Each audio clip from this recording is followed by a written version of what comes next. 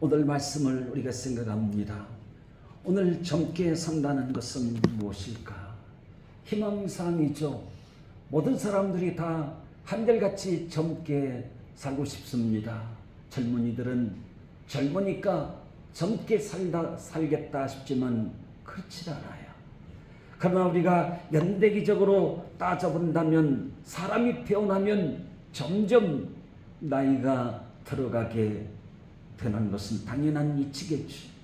그런데도 나이를 초월하여 젊게 살고 싶은 욕망을 모든 사람들은 가지고 있다는 사실입니다. 젊어서 젊은 것일까 하는 생각입니다. 젊어도 젊게 살지 못한 이들이 참 많습니다.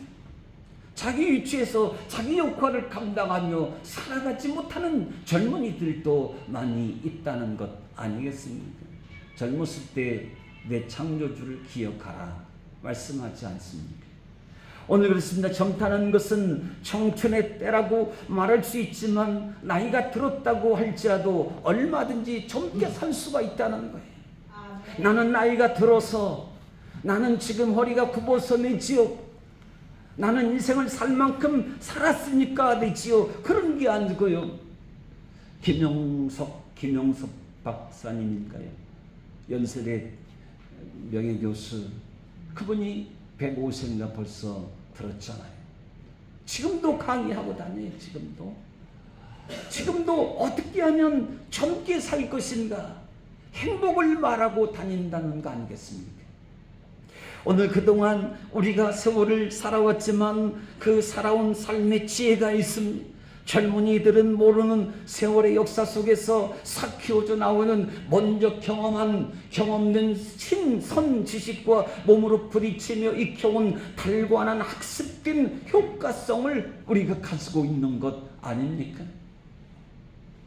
젊은이들을 능가하는 악순환과 선순환이 무엇인지를 몸으로 체득한 바 되온 쌓여있는 게 있다는 사실입니다. 젊지 않습니까?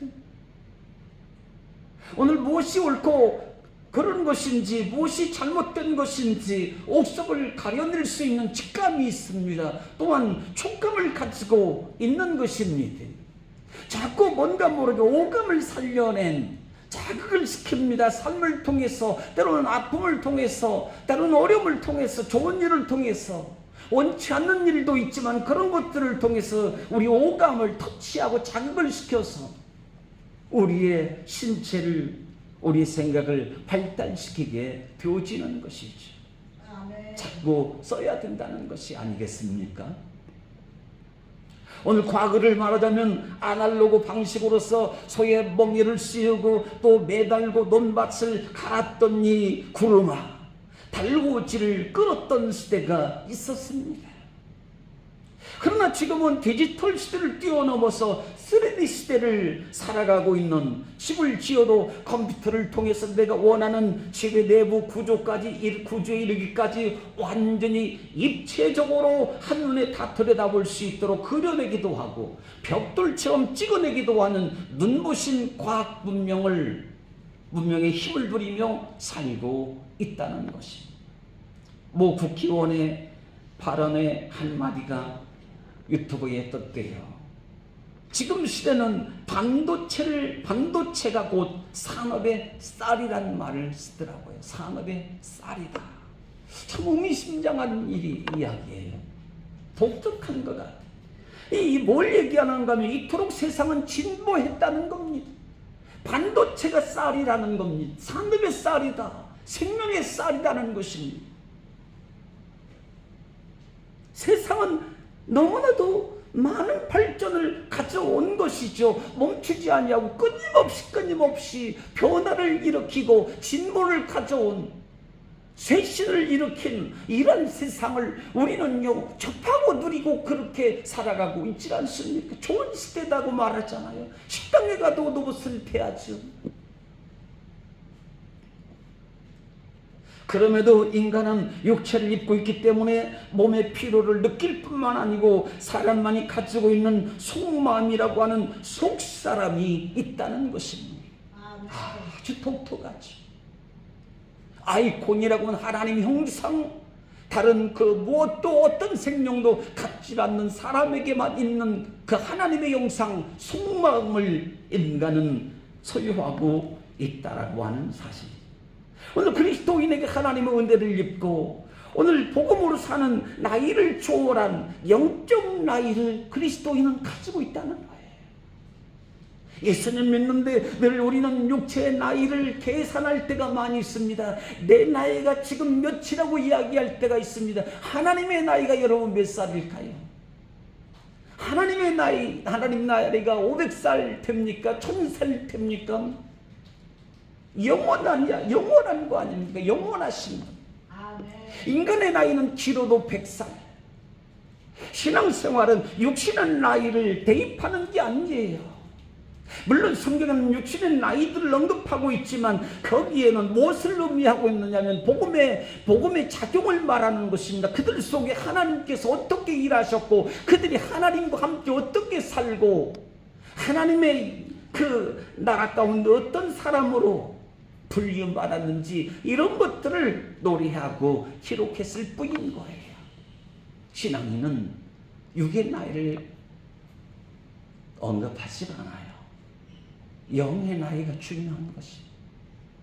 물론 육체의 나이, 세월의 나이에 대해서 인간적으로 사람의 도리로서 존중해야 되는 건 당연한 것이죠. 그러나 신앙으로 하나님 앞에서 우리의 나이를 따진다고 언급한다고 한다면 속사람의 영적인 나이가 몇 살이나 되어 있는지, 얼마나 성숙해 있는지, 얼마나 성장해 와 있는지, 얼마나 자라나와 있는지 이걸 묻게 된다는 것입니다. 아멘. 육의 나이는 70이고 80인데 영의 나이는 7살, 8살이면 이게 어찌 되는 거예요, 이게?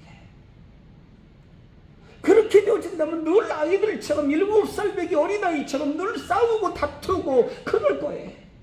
그런데 영적으로 70이요, 육도 70이요, 영적으로 70이라고 한다면 이건 모든 것을 도통한 그야말로 신령한 사람, 신비의 사람, 영의 사람, 은혜의 사람이고 말할 수 없는 하나님과 아주 친숙한 사람이 아닐까 하는 생각을 갖는 거 아닙니까?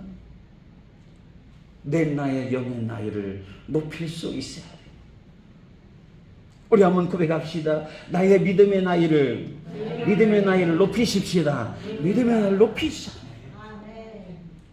늘 항상 아이들, 젖먹이 아이들처럼 늘 내 발로 기어다니고 늘 땡깡거리고 늘 그렇다고 한다면 이 아이들 말인 것이잖아요. 성장한 사람은 단단한 음식을 먹는다고 말하지 않습니까? 육의 나이 그다지 자랑할 게 없어요. 솔로몬은 그런 말을 해요. 아무리 백발이 연로하다 할지라도 3살 배기에게 배울 것이다. 아니 하나님 말씀을 알고 여호와 하나님의 위대하심을 아는 사람, 하나님에 대해 두려움을 아는 그 어린 아이라고 한다면 그 아이가 더 훨씬 더 육의 나이의 흰머리 백발의 영광보다 훨씬 더 성한 사람이라고 언급을 하고 있어요. 육의 나이가 더 깊고도 숭고하고 높은 거예요, 여러분. 육의 나이 자랑할 게 없어요. 자랑하고 싶지도 않죠, 사실. 오히려 젊게 살면 좋겠지. 오늘 그래서 사도 바울은 육신은 부패할지라도 속사람은 날로 강건하여 친이라고 말씀하지 않습니까? 오늘 아무리 로봇이 발달했다 할지라도요, 로봇이 하나님을 알 수 있어요? 없습니다. 오늘 지식과 이론으로는 로봇이 하나님에 대해 설명하거나 말할 수 있을지라도 인공적일 뿐인 것이거든요. 하나의 지식일 뿐인 것이거든요. 그것도 신앙적 지식이 아닙니다. 사전적 지식에 불과하다는 이야기인 것이죠. 로봇이 희노애락이라고 하는 감정을 느낄 수 있다고 할지라도 사실상은 저장된 데이터에 퍼즐 맞추기에 불과한 하나님의 생명이 들어있질 않다는 이야기입니다. 하나님을 믿거나 대화할 수 있는 인격이 로봇에게는 없습니다. 여러분 왜 놓으신 거예요? 왜 놓으신 거예요? 왜? 그것은 바로 하나님의 생명이 없기 때문에 놓으신 겁니다. 왜 자유가 없는 거예요? 자유가 없는 것. 왜 종이라고 부르기도 하고 자유인이라고 부르기도 하는 것입니까? 거기에는 영이 있느냐 없느냐는 것입니다. 하나님의 생명이 있으면 자유자인 것이고 진리가 있으면 자유자인 것이고 진리가 없으면 종된 자인 거예요. 오늘 왜 인간이에요? 로봇은 생명이 없어서 로봇이고 인간은 왜 인간인 것입니까? 바로 하나님의 생명을 지닌 자로 살기 때문에 또 살 수 있기 때문에 인간이라고 하는 것이 인간이에요. 하나님의 생명이 아니면 자유 없는 로봇에 불과하다는 이야기입니다. 그러므로 오늘 성경 말씀 속에 함께 큰 소리로 읽어봅니다. 고린도전서 12장 3절의 시작. 그러므로 내가 너에게 이르노니 하나님의 영으로 말하는 자는 누구든지 예수를 저주할 자라 하지 않고 또 성령으로 낳지 않냐고는 누구든 예수를 주시라 할 수 없느니라고 말씀하십니다. 오늘 읽은 성경 말씀이요, 골로새 교회 사도 바울을 통해서 예수님을 믿게 된 제자 에바브로가 신앙의 지도자가 되어서 그 골로새 교회를 개척하기도 하고 필레몬의 집에서 예배 장소로 삼고 믿음을 지켜왔던 사람인 것입니다. 그렇게 기록하고 있습니다. 그런데 얼마나 많은 이단들이 거짓 설교하는지 모릅니다. 오늘 거짓 설교자들, 거짓 이단들이 판을 치는지 감당할 수 없을 정도입니다. 도대체 무엇이 진리인지 도대체 혼란스러워서 진리는 분명히 있는데 복음을 사도 바울을 통해서 가르침을 받고 배움 양육을 받았는데 그런데 혼합 사상이 들어오다 보니까 이제는 진리가 도대체 뒤범벅이 돼서 무엇이 진리인지 도무지 감이 잡히질 않는 잃어버릴 것 같은 어떤 길로 나가는 것이 예수님의 길로 나가는 것인지 분별력을 잃어버릴 정도로 심각한 위기감이 맴돌았다는 사실입니다. 골로새 지역은 그래요. 동서양으로 문물을 교류하는 장소로서 발달된 도시였기 때문에 갖가지 철학들이 들어왔습니다. 종교들이 들어왔습니다. 사상들이 거미줄처럼 혼잡하게 얽히고 설키고 혼란스러운 도심지였다는 것입니다. 금욕주의가 성행했어요. 육체의 아름다움을 배격하는 이들이었던 것이죠. 천사의 숭배 사상이 난립을 하였어요. 유대 율법주의자들, 율법을 내세우는 이들이 말할 수 없이 복음을 방해합니다. 이들은 십자가 복음을 예곡하고 할례를 받아야 한다. 십자가에 예수가 죽은 것은 그가 하나님의 이름을 모독하고 자신이 구원자라고 했기에 율법을 폐기하였던 자였기에 당연히 십자가에 죽는 것이 마땅한 일이었다는 등 예수님은 도대체 복음은 도대체 무엇이냐 누구냐 혼란을 야기시키는 어려움이 말할 수 없이 많았다는 겁니다. 교회가 얼마나 침체현상을 일으키고 내지어 이단 진리와 비진리가 섞여 있고요. 예수님은 도대체 누구냐? 복음은 도대체 유한겔리온 참 생명의 소식 기쁨, 나를 구원 죄악에서 일으키시는 구원의 능력은 도대체 어디에서 근거된 것인지 이것이요 온통 뒤섞여 버리는.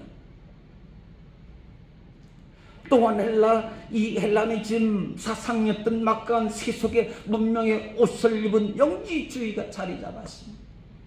한 번 구원받으면 그것으로 영원한 구원을 받은 것이라고 단정해 버리는 사람들이었습니다. 우리 중 어쩌면 나도 모르게 그럴 때가 있습니다. 나 예수 믿는다. 나 구원받았다고 하는 것입니다. 이게 영원히 구원받은 것처럼 단정하면서 그렇게 살아가는 경우가 있습니다. 오늘 소위 말하자면 우리가 구원받았으면요, 예수님 십자가의 죄 사함의 은총을, 하나님의 사랑을 깨닫게 되었다면 우리가 무엇을 해야 되냐면 구원 관리를 해야 되는 거예요. 구원 관리. 말하자면 믿음 관리를 해야 되는 겁니다. 그냥 저절로 신앙생활이 되어지는 것일까요? 아니, 하나님 앞에 나와서 예배 드리면 그저 구원받은 사람일까요? 여러분, 믿음 관리 안 해도 괜찮은 것일까요? 구원이 그대로 지켜질까요? 혼합사상의 이단의 세속에 함께 찌들어버릴 수 있는 우리가 위험의식을 느끼고 있지 않습니까? 구원 공부, 믿음 공부 필요해요. 자라나야 됩니다. 자라나야 돼요. 한번 구원받는 것은 믿음 관리 안 하면, 구원 관리 안 하면, 천국 관리 안 하면 천국은 침노하는 것이라 언제든지 빼앗길 수 있는, 가룟 유다처럼 예수님의 제자였지만 언제든지 자기의 생명을 자결하듯 그렇게 자기 목숨을 던질 수 있는, 죽을 수 있는 여지가 얼마든지 있어. 관리해야 됩니다. 우리 한번 고백합시다. 구원 관리 잘합시다. 믿음 관리 잘합시다. 관리해야 돼. 우리 몸 관리 잘하시잖아요. 지난 며칠 전으로부터 지난번 한라산을 잠깐 갔다 왔었잖아요. 정상도 못 가고 다리가 후들거리고 2번이나 넘어지고 안 되겠다 싶어서 운동을 해야 되겠다 헬스장을 찾아갔어요. 근데 반가운지 안 반가운지 함께 신앙생활했던 그 어떤 분을 또 만나게 됐어요. 1년이 됐으니까 돌아오시오. 또 만나자고 그래요. 그럽시다. 1년 됐으면 야고보서 5장에 1년 됐으면 1년이나 나가서 내가 많은 돈을 벌고 돌아오리라 그리 말씀하셨지 않습니까? 1년 됐으면 돌아오시. 그리 한마디 던지고 말았는데 몸도 관리하지 않으니까 휘청거리더라고요. 젊은데. 다른 이들은 어쩜 그렇게 산을 잘 타는지요? 어쩜 그렇게 잘 걸어 다니는지요? 근데 왜 나는 왜 이렇게 휘청거리는지, 왜 무릎에 힘이 없나? 이 넘어질 장소가 아닌데. 관리를 안 했더라고요. 구원 관리 안 하면요, 구원에서 떨어질 수 있습니다. 위험합니다. 믿음 관리 안 하면 믿음이 쇠하고 약해질 수 있습니다. 믿음 관리가 필요합니다. 아멘. 그저 천국 갑니까? 못 갑니다. 관리해야 돼요. 영적 체력을 키울 수 있어요. 오늘 미래를 향하여 일하시는 하나님의 계획을 마음과 삶 속에 품지 못하면요, 몸 따로 마음 따로 타게 되어 있습니다.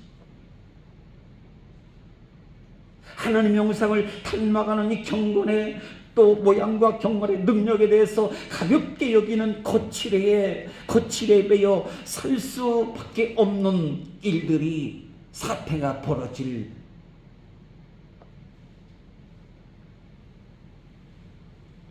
오늘 자신의 육의 몸을 하나님의 나라와 상당히 이반된 영혼과 이 육체를 따로따로 떼어 놓는다는 거예요. 이건 성경상 맞지 않아요. 오늘 영혼과 육체는 별개가 되어버리는 이반된 이 목적을 향하여 흘러갈 수밖에 없지 않느냐는 것입니다. 영혼과 몸은 하나인 거예요. 분리시키면 안 됩니다. 신앙, 예배, 삶이, 육체의 삶이 함께 가는 것이지, 분리시켜 놓으면 목적이 완전히 달라지고 틀어질 수가 있는 거예요. 그야말로 이중적 이원론 삶을 살 수밖에 없다는 겁니다. 교회 오면 구원받은 사람, 교회 오면 신앙인, 밖에 가면 그냥 그저 세상 일하는 사람, 영혼과 육을 분리해 놓으면 그럴 여지가 매우 크게 되어지죠. 오늘 사랑하는 성도 여러분, 몸이 중요할까요? 영혼이 중요할까요? 무엇이 중요할까요? 중요한 게 있지 않을까요? 영혼이 중요하다. 우리 생각으로는 분명히 영혼이 중요한 게 맞을 것 같아요. 영혼이 중요하다. 영혼이 중요하죠. 그런데 몸이 따로 해요?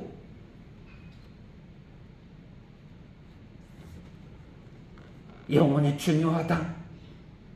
영혼만 중요하라. 영혼을 중요시 여긴다. 이건요 뭡니까? 이건요 위선자일 수 있어요. 영혼은 중요한데, 아니 믿음은 중요한데 몸이 따라오지 않는 거예요. 위선적 신앙이죠. 바리새인적 신앙이죠. 영혼이 중요합니까? 위선자일 수 있어요. 몸이 없는 거예요. 몸이 따라오지 않는 거예요. 육신이 중요합니까? 중요합니다. 영혼 중요합니다. 육신 중요합니다.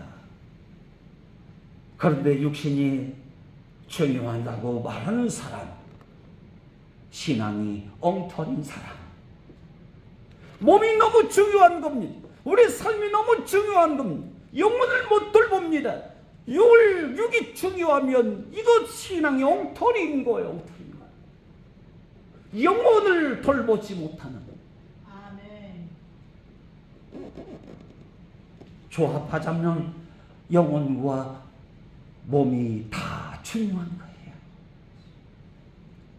내 영혼이 나의 하나님이 계시는 그곳에 내 마음도 있고요, 내 몸이 있는 곳에 나의 영혼도 하나님을 향한, 나의 마음 하나님을 향한 찬양 그 믿음도 있고요. 영과 몸은 같이 가는 거예요. 그래야 이 손도 엉터리도 아닌 온전한 믿음의 하나님의 사람으로 산다는 것입니다. 아멘.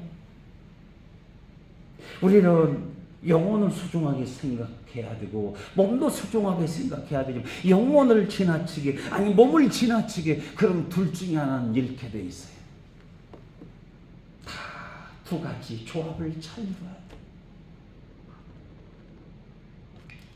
그래서 오늘 디모데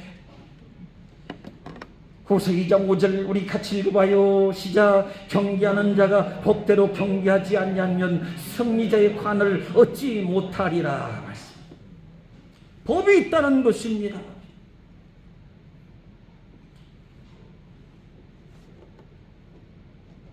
오늘 하나님의 법에는 오늘 어떻습니까? 오늘 본문 성경에 하늘에 쌓아둔 소망은 너무나도 크다. 세상의 값으로 다 환산할 수 없는 하나님의 사랑과 복음의 능력을 가지고 있음에도 불구하고 다 누리지 못할 때가 있지요. 물론 있습니다. 온전하게 세워지기가 여간 쉽지 않습니다. 그런데 세상의 법과 질서에는 엄격하고 철저한데요, 그런데 하나님의 법과 질서에는 어떻습니까? 엉성할 때가 참 많다는 사실이에요. 세상 질서 어기면 어떻게 되는 거예요? 징계 먹잖아요. 하나님의 법을 어기면 어떻습니까? 징계가 없을 것 같습니까? 있습니다. 하나님이 징계 하나님, 고난 주셔요. 고난 주셔요. 세상 법에 엄격한 만큼, 그 절반만큼이라도, 아니 그 이상으로 잘하고 계시겠지만요, 하나님의 법에도 엄격하고 철저해야 된다는 거예요.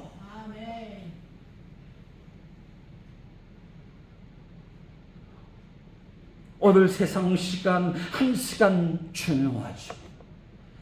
그런데 하나님의 시간 10분도 중요하지 않을 때가 있습니다. 그까짓 것 10분 정도야 예배 그까짓 것 10분 듣는 것 정도야 10분 하나님을 향한 그 10분이 중요하지 않을 때가 많다는 이야기죠. 오늘 세상에 10시간 중요하다지만 하나님 앞에 1시간이 그렇게 중요할까 하는 생각을 여러분 혹시 해보셨을까요? 중요합니다. 중요해요. 하늘의 소망을 오늘 내 안에 두지 못하고 산다면 흑암이라는 이 벗겨진 짐을 다시 지고 한탄하며 나는 힘들어요, 나는 사는 게 어려워요, 그래 다급하고 이 불안감만이 내 마음에 한가득 또 자라날 수밖에 없다는 이야기. 오늘 10절 뭐라고 말씀하시는 거예요? 주께 합당하게 행하여 범사에 기쁘시게 하고 모든 선한 일의 열매를 맺게 하시며 하나님을 아는 것에 자라게 하신다라고 말씀해 주고 있습니다. 자라게 하신다. 잘한다라고 하는 말은 아녹사노 메이노란 말로서 신령한 지혜와 총명을 얻어서 하나님 말씀을 순종한 결과로 얻게 되는 성숙함이라고 하는 의미를 갖게 됩니다. 자라난다. 열매와 함께 자라난다고 말씀하세요. 제주도 성지순례에 가봤더니 무화과나무 열매를 우리 잘 알잖아요. 무화과나무가 꽃이 없다고 말을 하긴 하는데 그래도 꽃 모양 흉내는 내겠죠. 말하자면 열매를 맺히기 위한 꽃이 먼저냐 열매가 먼저냐 묻더라고요. 꽃이 먼저일까 열매가 먼저일까요? 열매가 먼저인가요? 때려잡아 말씀도 잘하셨습니다. 꽃과 열매가 같이 난다는 거예요. 그거 참 독특하고 새로운 배움을 받았어요. 그냥 무화과나무 성경에 나왔습니다. 무화과나무 열매가 없다 저주했다 뭐 그 정도였는데 그렇더라고요. 개인적으로 연구해 볼 일이지만 꽃과 열매가 같이 난다는 거예요. 오늘 신앙은 그래요. 성숙함, 자라남, 주께 합당히 행하여 범사에 기쁘시게 하고 모든 선한 일에 열매를 맺되 하나님을 아는 것에 자라나고 열매와 함께 자라난다는 거예요. 그러기에 우리는 하나님의 거룩하신 임재 앞에서 비켜나지 말아야 됩니다. 하나님이 분명히 나를 부르시는데 하나님 나는 고개를 돌려버릴 때가 있잖아요. 하나님 우리를 필요로 하시는데 나는 모른다고 못 들은 채 할 때가 있잖아요. 오늘 하나님 앞에 우리 자신을 비켜가지 말고 그 앞으로 하나님 앞으로 더욱더욱 다가서 나가실 수 있기를 간절히 축복합니다. 아멘. 주님은 우리를 부르실 때가 있어요. 아멘. 불러요. 아멘. 야야 내가 너를 필요하다. 애굽에 가서 내 백성들의 고난 겪고 있는 나를 찾고 부르짖고 있는 저들 힘없는 저들을 네가 가서 모세야 구원해 와라. 부를 때가 있다는 것입니다. 오늘 하나님 앞에 나가야 돼.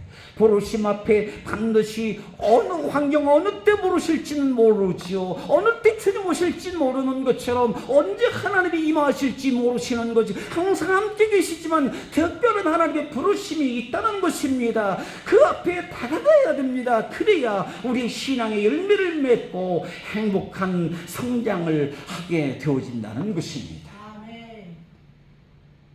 하나님의 부르심을 듣지 못하면 열매의 자라남은 있을 수가 없습니다.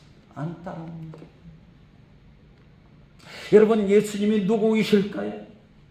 예수님이 누구시에요? 다 아시잖아요. 예수님 믿고 있잖아요. 그리스도는 우리의 주인이 되신다. 예수님은 그리스도요 그리스도는 나의 주인이 되신다. 오늘 내가 나의 주인이 아닙니다. 우리 자신을 표현할 때 어떻게 표현하면 100점짜리 표현일까요? 가장 약하고 비천하거나 억울하거나 소위 당하거나 무시당하지 않는 사람으로 가장 존귀하고 가장 우아하고 가장 아름답고 가장 세련되고 가장 값진 생으로 살고 있다고 말할 수 있는 것은 바로 무엇인가 하면 나의 이름과 나의 삶 속에 예수 그리스도의 이름이 붙어 있어야만 된다는 거예요. 아멘. 그 사람이 아름다운 사람, 아멘. 값진 사람, 복 있는 사람. 내 이름만 달랑 있는 게 아닙니다. 내 살림만 달랑 있는 게 아닙니다. 나의 인생만 달랑 있는 게 아닙니다. 예수 그리스도 이름이 붙어 있어야 된다는 거예요.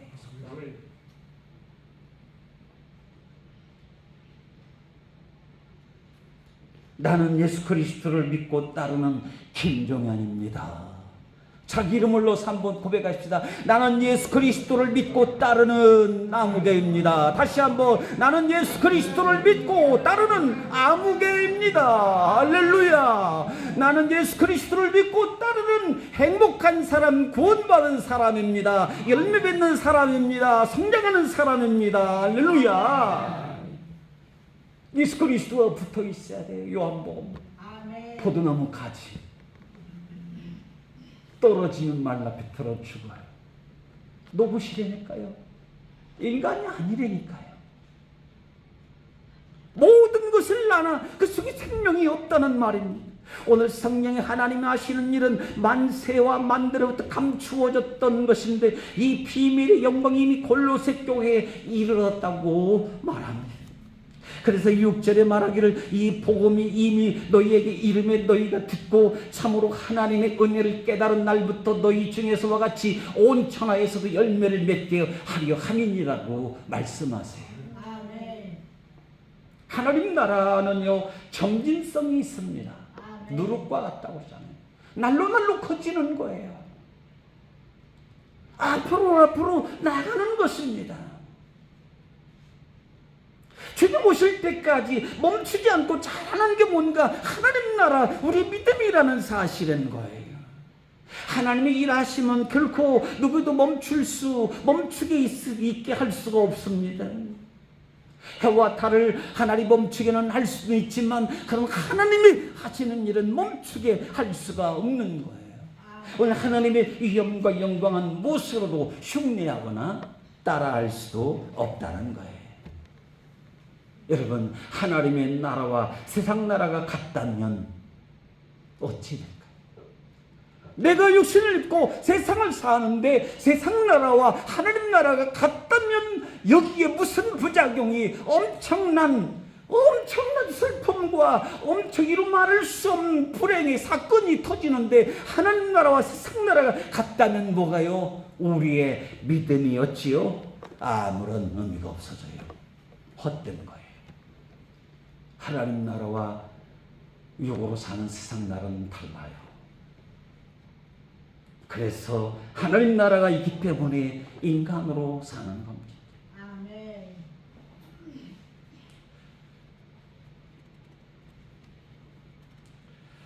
오늘 많은 사람들이 많은 이야기가 있지만 간단히 말하면 어느 식품을 먹으면 일주일에 2kg를 뺀다고 매우 솔깃한 이야기잖아요. 기적의 다이어트, 이런저런 이야기들, 손쉽게 백만장자가 될 수 있는 그런 길들, 속전속결. 우리 사회는요 지름길 찾기에 점점점 중독되어 가고 있다는 것입니다. 빨리 가는 길. 세계적인 오페라 스타이자 유명한 작가인 베벨리 실즈라는 사람이 말합니다. 갈 만한 가치가 있는 곳에는 지름길 같은 것은 없다. 기가 막힌 이야기지 않습니까? 가치 있는 일이라고 하는 곳에는 지름길 같은 길은 없다. 지름길은 없다. 오늘 성공과 성장이라고 하는 것은 하루아침에 이룰 수 있는 것이 아니지 않습니까? 자신의 목표를 향해서 피나는 땀과 눈물과 수고와 노력 끝에서 이루어지는 것 아닙니까? 그저 되는 게 어디 있어?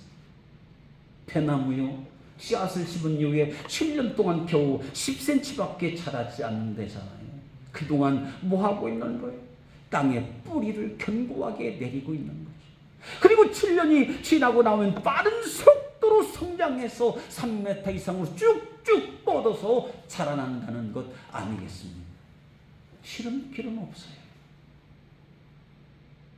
쉽게 가는 길 많을 것 같은데 없습니다. 오늘 에베소 4장을 읽어봐요. 그가 혹은 사도로 혹은 선지자로 혹은 복음을 전하는 자로 혹은 목사와 교사로 주셨으니 이는 성도를 온전케 하며 봉사일을 하게 하며 그리스도의 몸을 세우게 하려 합니다. 할렐루야. 아멘. 우리로 하여금 예수님의 몸을, 교회를 세우도록 우리에게 은사를 주셨다는 거예요. 사명과 직분을 주셨다는 거예요. 아멘. 예수님 교회의 몸을 세우라는 겁니다. 열매를 맺어라, 자라나라는 말씀. 하나님 나라 복음의 비밀의 영광됨이란 그래요. 만세와 만대로부터 하나님 속에 감추어졌다가 드러났다고 말씀하시죠.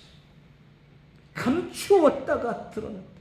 오늘 하나님 나라 구원을 주시는 복음의 비밀의 영광은 하루아침에 이루어진 것이 아니고 일시적인 위리성 계신이 사건이 아니라 아브라함을 택하셨고요, 애굽에 400년 그들을 끌어내셨고요, 바벨론 포로 70년 걸치고 베들레헴 천한 마국간에서 나신 예수 그리스도로서 로마의 국박을 견뎌냈고요, 헬라의 이 저항을 걸쳐서 영국과 대서양을 걸쳐서 미국의 신대륙을 뚫고 나가 전 세계로 뻗어나갔던 오늘 복음의 어선, 복음의 열차는 멈추지 않고 개혁의 개혁을 거듭해오면서 숱한 순교와 핍박을 받아가며 오직 의인은 믿음이라고 믿음으로 산다고 하는 복음의 절대 진리를 붙잡고 계속해서 여전히 과거나 현재나 앞으로도 계속해서 여전히 계속해서 자라나고 지금도 천성을 향해 달리며 또 자라나고 있다는 사실을 믿어주시기를 간절히 축복합니다. 계속 자라나고 있습니다. 가만히 생각해 보니 나만 여기 멀뚱하고 서 있나 싶기도 하고, 그렇잖아요. 남들 다 운동장에 가서 뛰고 축구하고 공놀이하고 달리고 하는 나만 멀뚱히 서 있으면 얼마나 자기 자신이 불쌍하고 불행하고 어처구니가 없고 그런 거예요. 뛰어야죠. 달려야죠. 남들은 신앙이 성장하고 열매를 맺고 자꾸 믿음이 자라나고 있는데, 그래 나만 멀뚱멀뚱하고, 남들은 키가 1m, 2m, 3m까지는 아니지만 1m 70 평균 잡아서 1m 80까지 쭉쭉쭉쭉 커나가는데 우리 자식은 왜 그렇게 키도 안 크고 왜 이렇게 공부도 못하고 바보 같은지. 그렇다고 한다면 억제기 무너질 일이 있어요. 야야, 공부 좀 해라. 근데 왜 공부를 못하느냐? 아이가 뭐라고 하겠어요? 엄마 닮아서 그렇지.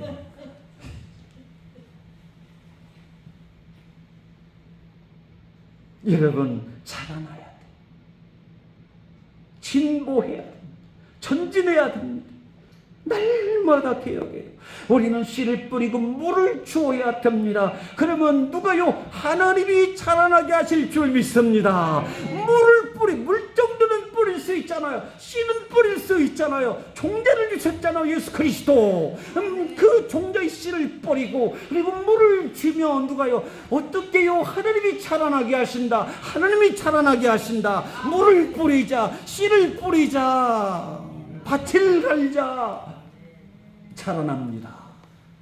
개가 나라 그러잖아요. 스가랴 말씀에 예수 그리스도는 죄와 더러움을 씻는 샘이다. 샘이다. 깨끗한 물. 생명은 자기 충전이 끝나면 자기 확대가 시작된다는 말이 있어요. 흘러 넘쳐야 됩니다. 자기 충전이 채워지면, 충만하면 자기 확대가 외부로 흘러 넘쳐야 됩니다. 흘러 넘쳐야 더러운 것이 다 빠져나가고 깨끗하게 되어지는 것 아니겠습니까? 오늘 하나님의 사랑이 흘러 넘치면 내 영혼의 기쁨이, 평강이 넘쳐나게 될 줄 믿습니다. 하나님의 사랑이 넘쳐나야 됩니다. 하나님의 사랑을 흘러 넘쳐남을 경험할 수 있기를 바랍니다. 아멘. 그게 은혜. 아멘. 그게 신령한 사랑.